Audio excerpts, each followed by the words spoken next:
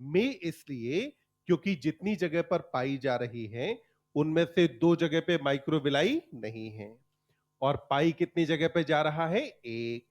तो हमने कहा कि सिंपल कॉलमनर एपिथेलियम में इस एक जगह यानी कि स्मॉल इंटेस्टाइन के मामले में माइक्रोविलाई पाया जाता है जहां पे फूड का एब्जॉर्प्शन होता है सबसे ज्यादा। बाकी जगहों पे माइक्रोविलाई नहीं होता। अब देखिए, आपने स्ट्रक्चर के बेसिस पर कितने टाइप में डिवाइड किया था? क्या तीनों टाइप हो गए? कौन कौन हो गया? सिंपल स्क्वामस, सिंपल क्यूबॉइडल और सिंपल कॉलमनर।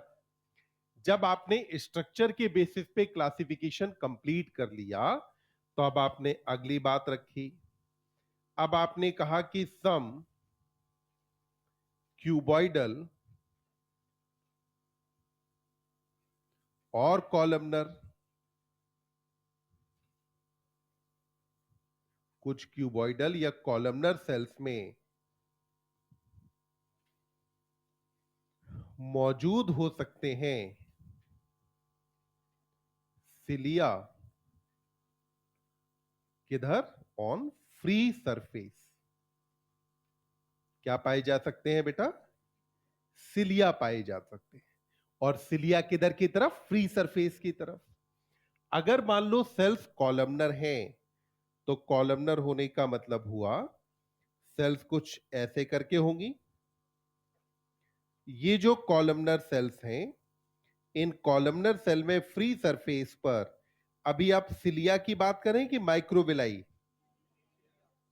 ध्यान रखना, माइक्रोविलाई मोटाइल नहीं होते जबकि सिलिया मोटाइल होते हैं। क्या माइक्रोविलाई मोटाइल हैं? क्या माइक्रोविलाई में कोई मूवमेंट होता है? नहीं। सिलिया में मूवमेंट होता है? यस। तो अपन ने कहा फ्री सरफेस ऊपर की तरफ है, तो ऊपर की तरफ जहां फ्री सरफेस है वहां पर क्या पाए जा सकते हैं? सिलिया। जब अगर सिलिया मौजूद हो तो हम इसे नाम देंगे सिलिएटेड एपिथेलियम। क्या नाम देंगे? सिलिएटेड इपीथीलियम। तो फिर से सुनिए, क्या एनसीईआरटी ने आपको सिलिएटेड इपीथीलियम को सिंपल इपीथीलियम के एक टाइप के फॉर्म में दिया है? नहीं। एनसीईआरटी ने आपको क्यूबॉइडल और कॉलमनर तो ऑलरेडी पढ़ा दिए ना। अब एनसीईआरटी ने कहा कि जैसे क्यूबॉइडल और कॉलमनर पर माइक्रोविलाई हो सकते थे वैसे ही क्यूबॉइडल और कॉलमनर पर क्या पाए जा सकते हैं? सिलिया। जब माइक्रोविलाई थे तब आपने इनको नाम क्या दिया था? Brush border. अगर सिलिया मौजूद हो तो आप इसे नाम क्या देंगे? Ciliated epithelium. अब ये जो सिलिया हैं ये काम क्या करेंगे? तो हमने कहा कि सिलिया का काम होता है कि ये मूवमेंट कराते हैं of particle in a specific direction. तो पार्टिकल का जो मूवमेंट होगा ये मूवमेंट होगा एक स्पेसिफिक डायरेक्शन में। तो पार्टिकल का मूवमेंट किधर हो रहा है बेटा? एक स्पेसिफिक डायरेक्शन में मूवमेंट होता है। तो हमने कहा पार्टिकल का मूवमेंट किधर होगा? एक स्पेसिफिक डायरेक्शन में। मतलब क्या मैं यहां स्पेसिफिक की जगह पर रैंडम लिख सकता हूं? नहीं। स्पेसिफिक का मतलब हुआ एक दिशा निर्धारित है, उसी डायरेक्शन में मूवमेंट होना है, आपकी अपनी इच्छा से होगा नहीं। अब यहां इसके एग्जाम्पल में पहला एनसीईआरटी लेती है ओविडक्ट यानी कि फेलोपियन ट्यूब। पहला क्या लिया? ओविडक्ट, जिसका दूसरा नाम क्या है? Fallopian tube. बोलो ओविडक्ट के अंदर कितने पार्ट? कौन कौन से? सीक्वेंस से बताना। ओवरी के तरफ वाले पार्ट का नाम इनफंडिबुलम, बीच में सबसे वाइट पार्ट एम्पुला, यूटरस की तरफ इस्थमस, ओवरी के तरफ वाले पार्ट का नाम इनफंडिबुलम, ऐसे करके दिखता है ना। फिर इसके बाद यहां वाले पार्ट का नाम एम्पुला और इधर यूटरस की तरफ वाला पार्ट इस्थमस। तो ओवरी की तरफ कौन? बीच वाला पार्ट और सबसे यूट्रस की तरफ कौन? इस्थमस। यहां पर जो ओविडक्ट है, इस ओविडक्ट के अंदर मूवमेंट किसका होता है? ओवम का। मूवमेंट किसका होगा? ओवम। तो अपन ने कहा कि यहां मूवमेंट होगा ओवम का, और ये जो मूवमेंट है, ये मूवमेंट आपको पता है कि इसकी एक डायरेक्शन है कि ये इनफंडिबुलम से किधर की तरफ जाना चाहिए? क्या अपोजिट डायरेक्शन में जाना एक्सेप्टेबल है? तो इनफंडिबुलम से किधर जाना चाहिए? इस्थमस। तो स्पेसिफिक डायरेक्शन की रैंडम डायरेक्शन कैसी होनी चाहिए? स्पेसिफिक। अब यहां एक बात सुने, क्या ह्यूमन ओवम मोटाइल है? ह्यूमन ओवम मोटाइल है कि नहीं? क्योंकि ओवम खुद चल नहीं सकता। क्या ह्यूमन ओवम स्टेशनरी है? स्टेशनरी है क्या? नहीं, क्योंकि रुका भी नहीं रहता। तो ओवम ना तो मोटाइल है, ना ही स्टेशनरी है। अगर ये मोटाइल होता तो इसके पास खुद चलने के लिए कुछ होता। अगर स्टेशनरी होता तो ये एक जगह पे रुका रहता। तो ह्यूमन ओवम ना तो मोटाइल है और ना ही स्टेशनरी है।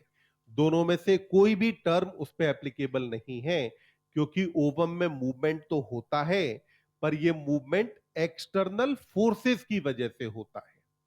मूवमेंट किसकी वजह से हो रहा है? सिलिया की वजह से। तो यहां पहला एग्जांपल हो गया आपके पास ओविडक्ट। ओविडक्ट के बाद अब देखिए एनसीईआरटी आपको यहां देती है ब्रोंकियोल। क्या लिया एनसीईआरटी ने एग्जांपल में? ब्रोंकियोल। देखो, अब हमारे सिलेबस में नहीं है, नहीं तो एक टाइप होता है स्यूडोस्ट्रेटिफाइड सिलिएटेड कॉलमनर ग्लैंडुलर इपिथेलिया, पीएससीसीजीई कहा जाता है। यह पाया जाता है ट्रेकिया और ब्रोंकी तक। कहा होता है? ट्रेकिया और ब्रोंकी। ब्रोंक्यूल पर पाया जाता है सिंपल कॉलमनर इपिथेलियम। ब्रोंक्यूल पे कौन होता है? सिंपल कॉलमनर या सिलिएटेड कॉलमनर ग्लैंडुलर इपिथेलियम अपन इसे बोलते हैं। तो एनसीईआरटी ने यहां ब्रोंक्यूल इसलिए लिया क्योंकि एनसीईआरटी अगर ब्रोंकी लेती ऑप्शन में, अगर स्टेटमेंट में ब्रोंकी लेती, तो एनसीईआरटी को स्यूडोस्ट्रेटिफाइड भी समझाना पड़ता, क्योंकि वो एग्जाम्पल तो सिंपल कॉलमनर का नहीं है, वो एग्जाम्पल किसका है? स्यूडो स्टैटिफाइड का। तो क्या एनसीईआरटी ने यहां ब्रोंकी लिया है? नहीं। एग्जाम्पल में क्या लिया है? ब्रोंक्यूल। तो अंडरलाइन करके खूब अच्छे से याद रखना कि यहां एग्जाम्पल में क्या उठाया है? ब्रोंक्यूल लिया है। अब ये जो ब्रोंक्यूल है, यहां बेटा मूवमेंट किसका होता है? बोलो तो। मूवमेंट किसका होगा? म्यूकस। तो यहां मूवमेंट होता है म्यूकस का, और ये टुवर्ड ट्रेकिया होगा या अवे फ्रॉम ट्रेकिया? तो टुवर्ड ट्रेकिया। तो ये जो म्यूकस का मूवमेंट है वो किधर होगा? ट्रेकिया की तरफ। क्यों होगा? हमारे रेस्पिरेटरी ट्रैक्ट को हम दो पार्ट में डिवाइड करते हैं। ऊपर का पार्ट कहा जाता है कंडक्टिंग पार्ट, और नीचे वाला होता है एक्सचेंज पार्ट। कंडक्टिंग पार्ट का काम है एयर को एक्सचेंज पार्ट तक पहुंचाना, फिल्टर करना। एयर फिल्टर करने का तरीका यह है कि पूरे कंडक्टिंग पार्ट की वॉल्स पे लगा होता है म्यूकस। तो अब एयर में कोई भी डस्ट पार्टिकल वगैरह अगर आया तो म्यूकस में चिपक जाएगा। अब म्यूकस में चिपक गया तो उसकी वजह से अब वो डस्ट पार्टिकल आगे नहीं बढ़ पाया, पर ये म्यूकस तो गंदा हो गया ना। तो अब इस म्यूकस को बाहर रिमूव करना है। तो वो ट्रेकिया में या पूरे जो ब्रोंकी ब्रोंक्यूल के अंदर जो यहां मौजूद है सिलिया, वो उस म्यूकस को धीमे धीमे कहां बढ़ाएंगे? ऊपर। और ऊपर बढ़ते बढ़ते वो अल्टीमेटली कहां पहुंच जाएगा? लैरिंग्स पर। अब हमारे पास दो विकल्प हैं, या तो हम उसको स्पिट आउट कर देते हैं, या हम उसे स्वेलो कर जाते हैं। तो कहां चला गया? एलिमेंट्री कैनाल में। क्या ये मूवमेंट टुवर्ड एल्व्यूलाई कराया जा सकता है? नहीं, क्योंकि अगर ये गलती से म्यूकस एल्व्यूलाई की तरफ गया तो एल्व्यूलाई पे ब्लाइंड एंड है, भर जाएगा वहां। तो क्या वहां पे एयर का एक्सचेंज हो पाएगा? नहीं। तो जो मूवमेंट है वो स्पेसिफिक डायरेक्शन में है कि रैंडम? और यहां मूवमेंट की बात किसके मूवमेंट की करी? पार्टिकल। क्योंकि यहां दो अलग अलग चीजें एनसीईआरटी को उठानी थी। एक जगह ओवम की बात करनी थी और एक जगह मूवमेंट किसका कराना था? म्यूकस का। क्या इतनी बात समझ में आई? पन्ना नंबर 101 पर डायग्राम के नीचे वाला पूरा पार्ट पढ़ो तो।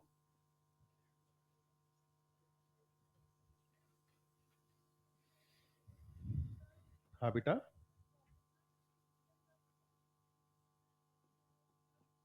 आपने जो क्लासिफिकेशन किया है वो फंक्शन के बेसिस पे तो नहीं किया। क्लासिफिकेशन ये किसके बेसिस पे है? स्ट्रक्चर के बेसिस पर। तभी तो आप तीन टाइप बना पाए। अगर आप फंक्शन के बेसिस पर करते तो फिर आप कॉलमनर और क्यूबॉइडल को साथ में रखते, क्योंकि दोनों का फंक्शन सेम है।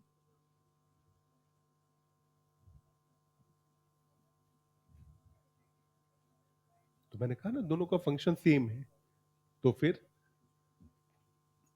आगे कुछ और डाउट?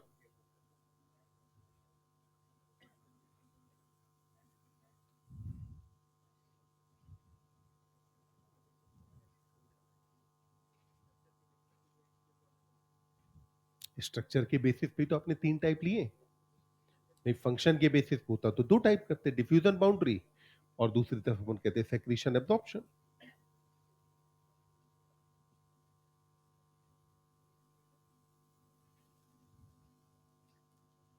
मैं फिर वापस से वही कहूंगा, रिमोट मेरे पास नहीं है।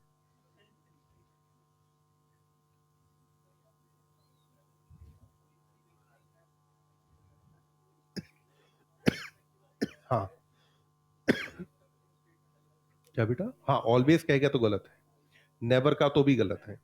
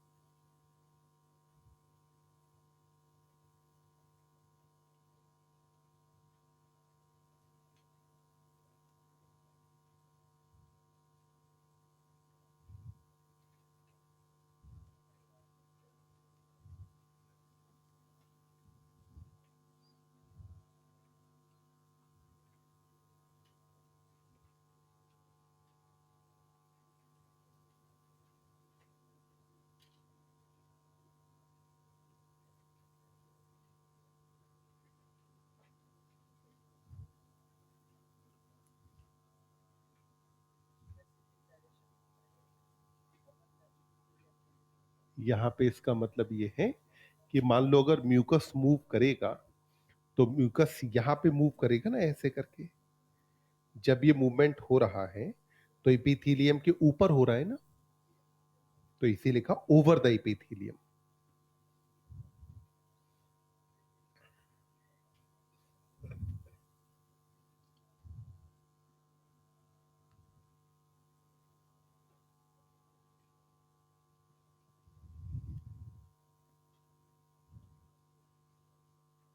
क्या हम इस पन्ने पे से सब कुछ लिख चुके हैं?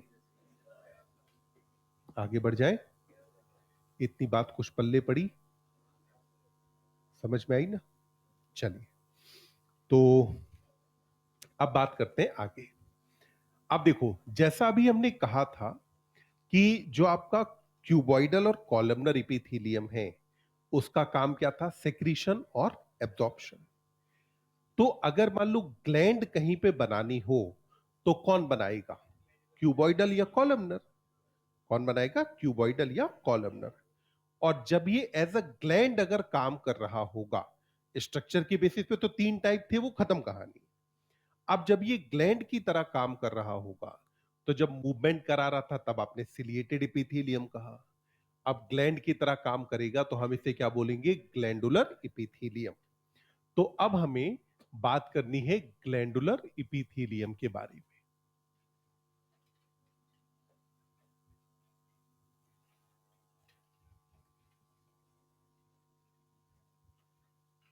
तो आ जाते हैं अबाउट ग्लैंडुलर इपिथेलिया। अब ग्लैंडुलर इपिथेलिया में देखिए, हमने यहां पर कहा कि जो सेल्स होंगी वो कैसी रहेंगी, या तो सिंपल क्यूबॉइडल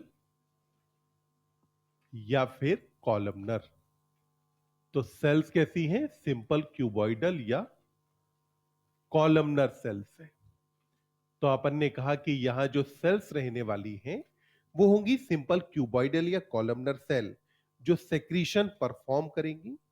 तो सेक्रीशन परफॉर्म करने वाली जो ये सेल्स होंगी उनको अपन क्या कहेंगे, ग्लैंडुलर इपिथेलिया।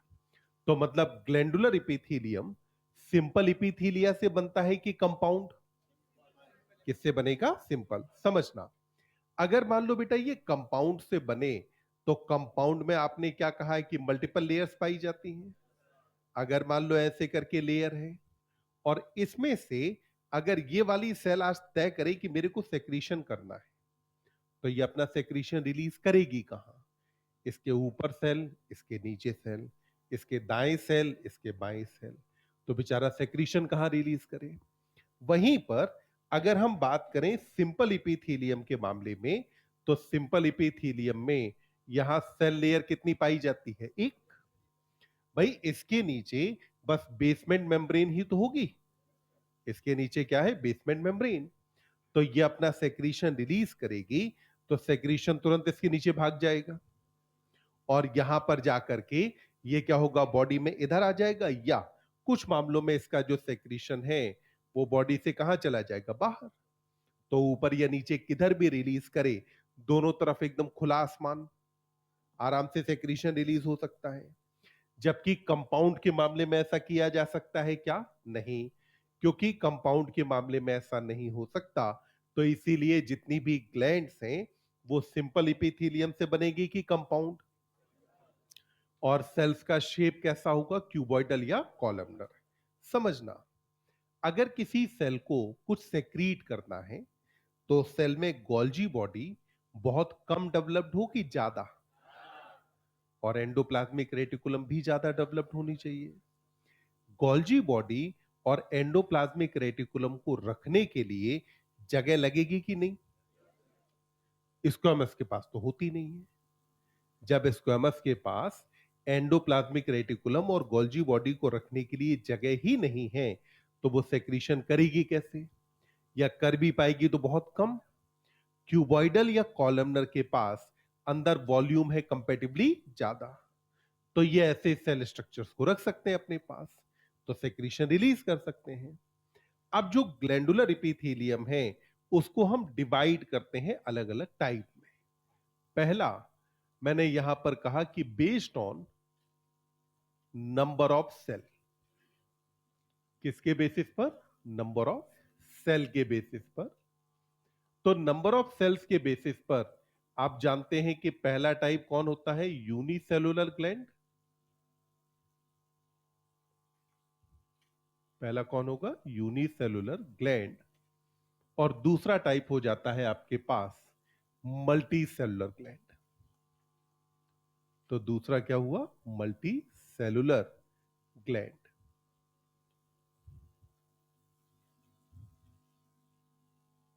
तो अब देखिए, अगर मैं बात करता हूं यूनिसेलुलर ग्लैंड के मामले में, तो यहां पर अगर आप इस ग्लैंड को देखेंगे तो इसके मामले में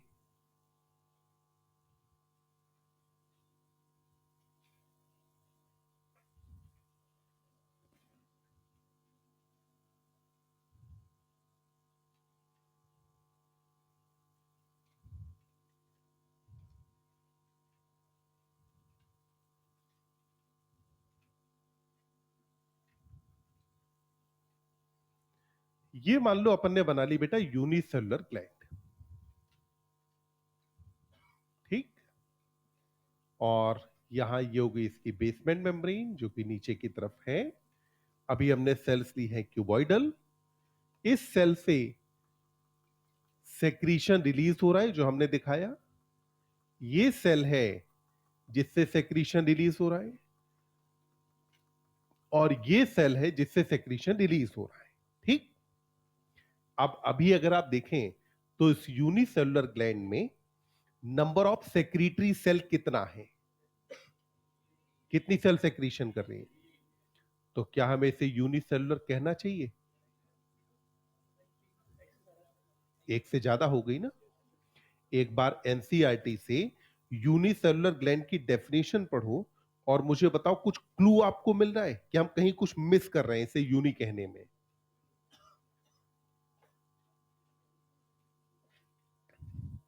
यूनिसेलुलर ग्लैंड की डेफिनेशन एक बार पढ़ो और देखो कहीं कुछ क्लू है जो हम गड़बड़ कर रहे हैं।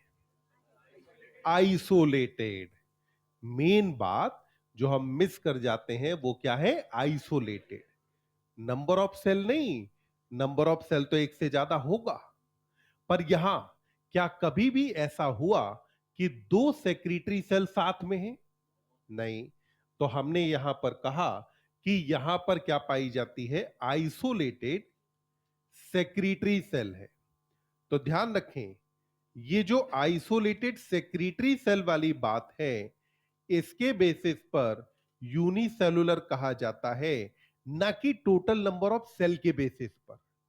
टोटल नंबर ऑफ सेक्रीटरी सेल तो एक से ज्यादा रहेगी, अनडाउटेडली रहेगी, पर यहां सेक्रीटरी सेल जो है, क्या वो कभी भी दो सेल एक साथ होंगी? नहीं।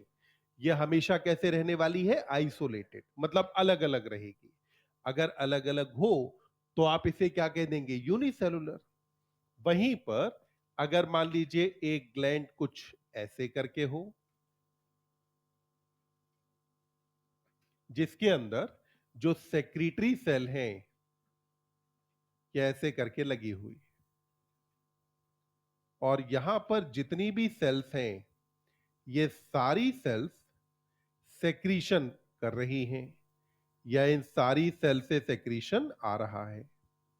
अब इन सारी सेल से अगर सेक्रीशन आएगा तो वो सेक्रीशन यहां पर इकट्ठा होता जाएगा और फिर ये सेक्रीशन यहां से बाहर रिलीज कर दिया जाएगा। जब अगर ऐसी कहानी होगी तो देखो, जितनी भी सेल हैं ये सारी सेल सेक्रीशन कर रही हैं, तो क्या सेक्रीटरी सेल यहां आइसोलेटेड है या इनका ग्रुप है, क्लस्टर है? इनका क्या बना यहां पर? क्लस्टर।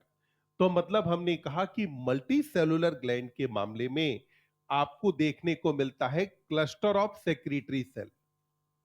क्या देखने को मिलेगा? Cluster of secretory cells. मतलब यहां सेक्रीटरी सेल जो है, इन सेक्रीटरी सेल्स का आपको एक ग्रुप देखने को मिलेगा, एक क्लस्टर देखने को मिलेगा। किसके मामले में? मल्टी सेलुलर में। जबकि यूनिसेलुलर में क्या रहेगा? आइसोलेटेड। तो अब बोलो, हम अपने दिमाग में कैसे याद रखेंगे कि यूनी और मल्टी ग्रुप के बेसिस पे है या नंबर के बेसिस पे? किसके बेसिस पर? ग्रुप के बेसिस पर। अगर ग्रुप ना बने तो यूनी, अगर ग्रुप बन जाए तो क्या बोलेंगे? मल्टी। अब यहां जो यूनिसेलुलर ग्लैंड है, इसके एग्जाम्पल में अपन रखेंगे गोबलेट सेल। क्या रखते हैं बेटा? Goblet cell. तो हमने यहां रखा goblet cell of alimentary canal, और एलिमेंट्री कैनाल की जो ये गोबलेट सेल हैं, इनसे सेक्रीट होता है म्यूकस। ये क्या सेक्रीट करती है एलिमेंट्री कैनाल में? म्यूकस। वहीं पर अब अगर देखें मल्टी में, तो इसको छोड़ दो, बाकी जितनी ग्लैंड तुम्हें याद आ जाएं वो सब किसका एग्जाम्पल है? मल्टी। मतलब स्वेट ग्लैंड एग्जाम्पल किसका? Multi. Sebaceous gland multi, salivary gland multi, liver multi, pancreas multi, pituitary multi. मतलब कि अपन सिंपली याद करें कि बस मैंने यूनी का एग्जाम्पल याद किया, उसे छोड़ के बाकी जितने एग्जाम्पल है वो किसके हैं? मल्टी के। पर हम हमेशा याद क्या करते हैं? एनसीईआरटी। तो एनसीईआरटी ने यहां एग्जाम्पल में लिया है सलाइवरी ग्लैंड। क्या लिया एग्जाम्पल? Salivary gland. मतलब इधर वाला एग्जाम्पल याद करना जरूरी नहीं है, आपको याद होना चाहिए ये वाला एग्जाम्पल, कि यूनिसेलुलर के एग्जाम्पल में एनसीईआरटी ने क्या लिया है? Goblet cell. और गोबलेट सेल सेक्रीट क्या करती है? म्यूकस। क्या सेक्रीट होगा गोबलेट सेल से? म्यूकस। इतना डन? फिर से एक बार रिपीट करते हैं। सिंपल एपिथेलियम को स्ट्रक्चरल मॉडिफिकेशन के बेसिस पर कितने टाइप में डिवाइड करते हैं? सबसे पहला सिंपल स्क्वामस के दो लोकेशन बोलो, एयर सैक ऑफ लंग्स और वॉल ऑफ। सिंपल क्यूबॉइडल के दो लोकेशन बोलो, ट्यूबुलर पार्ट ऑफ नेफ्रॉन और duct of gland. Simple cube columnar के लोकेशन बोलो, एलिमेंट्री कैनाल यानी कि स्टमक और इंटेस्टाइन। क्या क्या लिया? स्टमक और इंटेस्टाइन। फिर अपन ने कहा कि जो सिंपल स्क्वेमस है उसका फंक्शन क्या था? Diffusion boundary. क्या बनाएगा? Diffusion boundary. सिंपल क्यूबॉइडल का फंक्शन क्या था? सेक्रीशन और एब्जॉर्प्शन। सिंपल कॉलमनर का काम सेक्रीशन एंड एब्जॉर्प्शन। अगर फ्री सरफेस पर सिलिया मौजूद हो क्यूबॉइडल या कॉलमनर सेल के, तो ऐसी एपिथेलियम को क्या कहोगे? Ciliated epithelium. सिलिएटेड एपिथेलियम में सिलिया पार्टिकल्स का स्पेसिफिक डायरेक्शन में मूवमेंट कराएंगे कि रैंडम? Specific direction. फिर अपन ने कहा कि जो ग्लैंडुलर एपिथेलियम है उसमें नंबर ऑफ सेल के बेसिस पर कितने टाइप? दो। पहला यूनिसेलुलर और दूसरा मल्टीसेलुलर। यूनि के अंदर सेल्स आइसोलेटेड है कि एक सेल है, जबकि मल्टी में यहां पे ग्रुप ऑफ सेल पाया जाता है। तो अब यहां पर अपन ने बात करी एक तो यूनि और मल्टी की। अब दूसरा देखिए, अगला हम इसे क्लासिफाई करते हैं based on site of secretion. किसके बेसिस पर करने वाले बेटा? Site of secretion. कि ग्लैंड अपना सेक्रीशन रिलीज कहां करती है,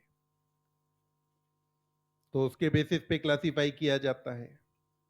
तो यानी क्लासिफिकेशन का अगला बेसिस आपके पास क्या है? Site of secretion. इसके बेसिस पर ग्लैंड हो जाती हैं दो टाइप की।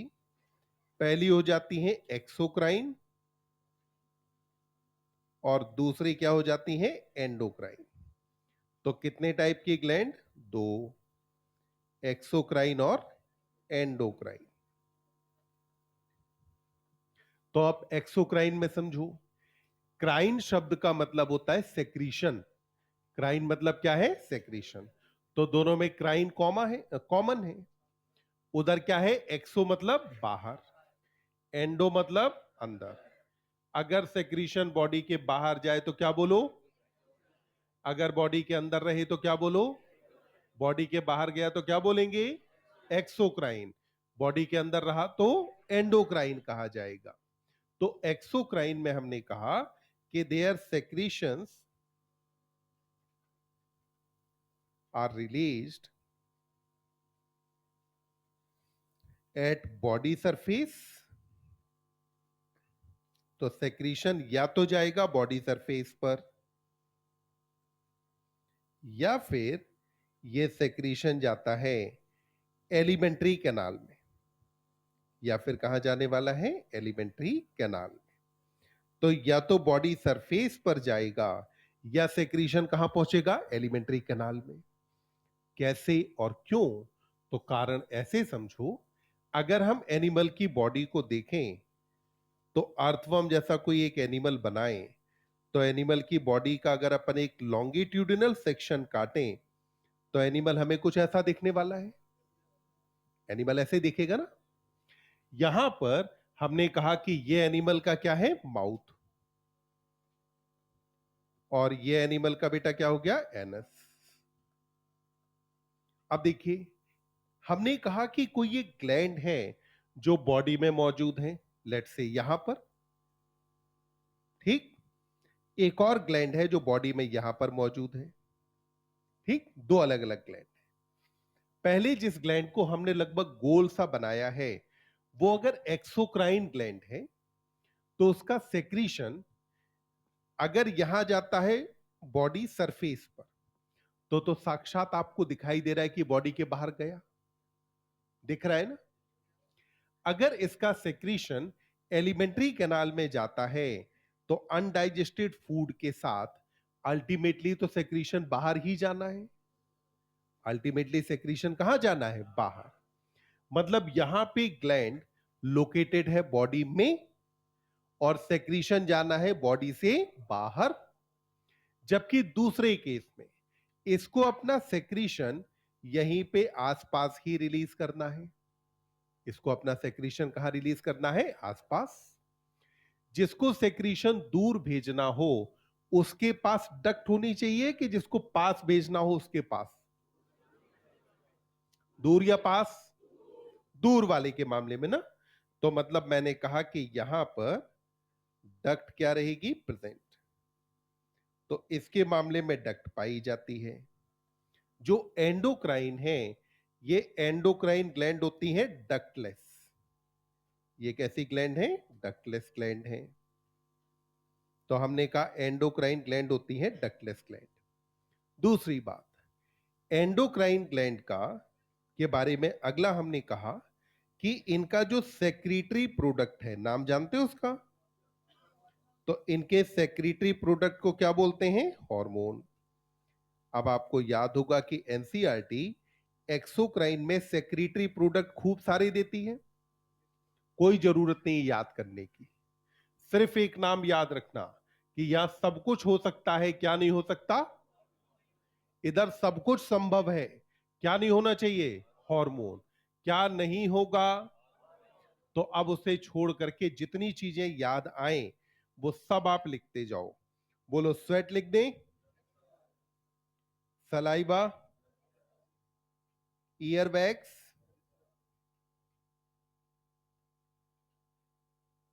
डाइजेस्टिव एंजाइम,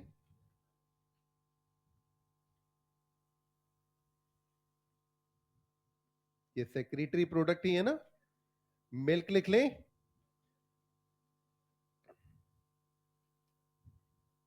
म्यूकस लिख दें,